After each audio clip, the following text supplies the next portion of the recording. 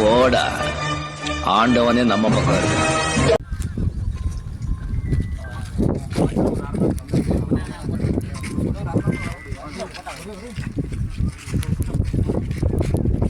அப்படியே உள்ள லைவ்ல பார்ப்பேன். 6 மணி லைவ்லேயே போட்டுறேன்.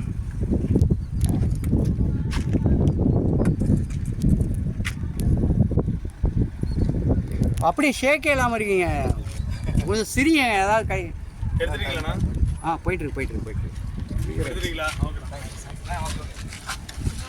பேசி உள்ள வர வச்சிருக்கேன். தேங்க்யூ. எப்பங்க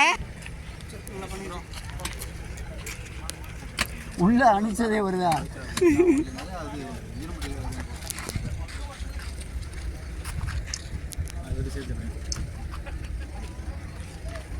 ஹலோ, கூட போங்க, என் வீடியோ ஃபுல்லாக வரும்.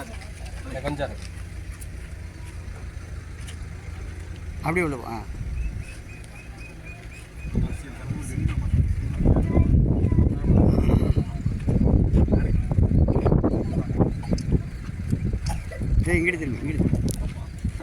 நல்ல ஒரு நட்பு ரீதியான நல்ல பழக்கம் ஏற்பட்டது. அவரை பார்த்ததில் ரொம்ப சந்தோஷம். ஹாய் நண்பா அப்படின்னு சொல்லிட்டு அவர் எங்களுக்கான அனுமதியை உள்ளே வாங்கி கொடுத்துட்டு அவர் வெளியில் போனாப்புல. அவருக்கு ஒரு தேங்க்ஸ் சொல்லிடுவோம்.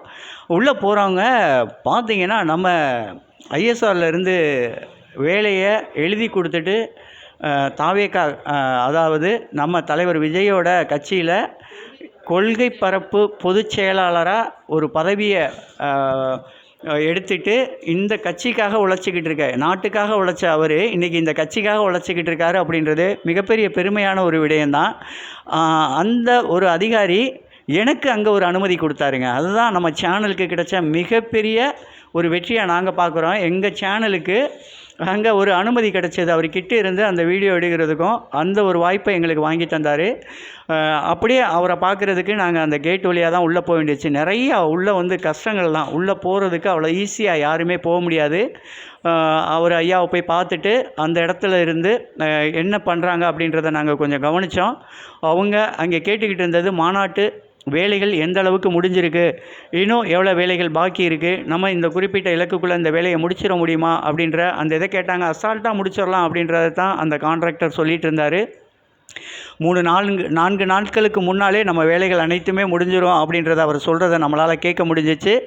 இன்ச்சு இப்போ இன்ச்சாக வேலைகளை பற்றி கேட்குறாரு. இந்த பொருட்களெல்லாம் எங்கே வைக்க போகிறீங்க, என்ன பண்ண போகிறீங்க அப்படின்றத கேட்குறாரு. லைட்கள்லாம் எப்படி அமைக்கிறீங்க, எந்த மாதிரி இருக்கும் அப்படின்றத கேட்குறாங்க.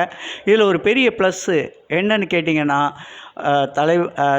தலைவர் டிவிகே கட்சி தலைவரோட அந்த ராம் வேக்கில் 2 சைடும் ஆண்களுக்கு அனுமதி இல்லை, முழுவதும் பெண்களுக்கான அனுமதியாகவே வழங்கியிருக்காங்க இந்த வட்டம் மாநாட்டில்.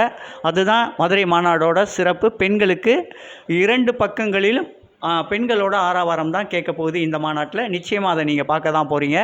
அதே மாதிரி இன்னொன்று, இந்த மாநாட்டுக்கு வர்றவங்களுக்கு மிகப்பெரிய ஒரு அனுமதி மறுப்பு யாராக இருக்குது அப்படின்னு கேட்டிங்கன்னா, குழந்தைகளுக்கு, கர்ப்பிணி பெண்களுக்கு அனுமதி இல்லை, தயவு செய்து வர வேண்டாம், நீங்கள் கொஞ்சம் வீட்டில் இருந்து டிவிலேயோ மற்றபடி யூடியூப் சேனல்லையோ பார்த்துக்கங்க, இங்கே வந்தீங்கன்னா அனுமதிக்க மாட்டாங்க.